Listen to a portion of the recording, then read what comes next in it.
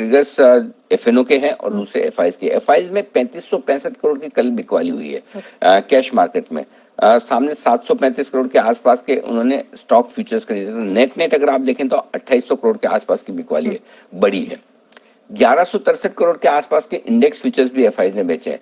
Index futures में लेकिन FIIs की लॉन्ग पोजीशन कम होकर आई है, यानी कि उन्होंने लॉन्ग अनवाइंडिंग की। कल उनके स्टॉप लॉसेस ट्रिगर हुए हैं। तो कल के सेशन में जो दो चीजें थी, एक डर ये लग रहा था कि कहीं ऐसा भी हो सकता है कि एफआई ज्यादा ना बेचे, ट्रेडर्स ही बेचे कि उनके स्टॉप लॉस ट्रिगर हो रहे, लेकिन ऐसा नहीं हुआ। कल एफआई ने भी उतना ही दबा कर बेचा है। और अगर आज बाजार को ऊपर की तरफ रुकना है तो फिर से यही सबसे बड़ी समस्या है, क्योंकि अगर एफआई ने नहीं बेचा होता और सिर्फ ट्रेडर्स की बिकवाली के आंकड़े होते तो आपके लिए बाजार के लिए ऊपर जाना आसान होता।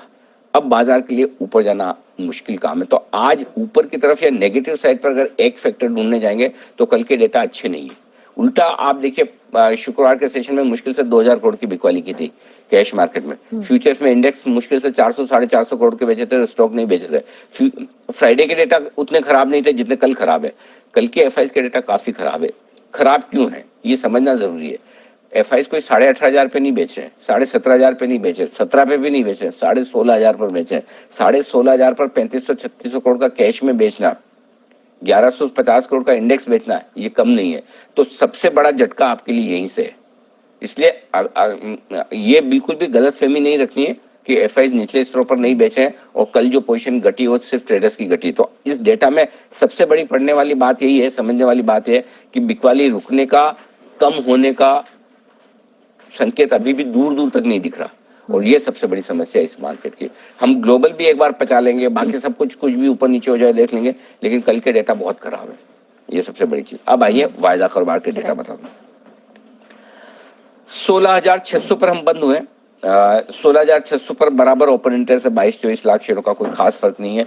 नीचे की तरफ पुट में 16,500 पर फिर नेक्स्ट सपोर्ट आता है। इंटरेस्टिंग लेवल जो सबसे ज्यादा है निफ्टी में ऑप्शंस के लिहाज से वो है 16,800 के कॉल ऑप्शन पर।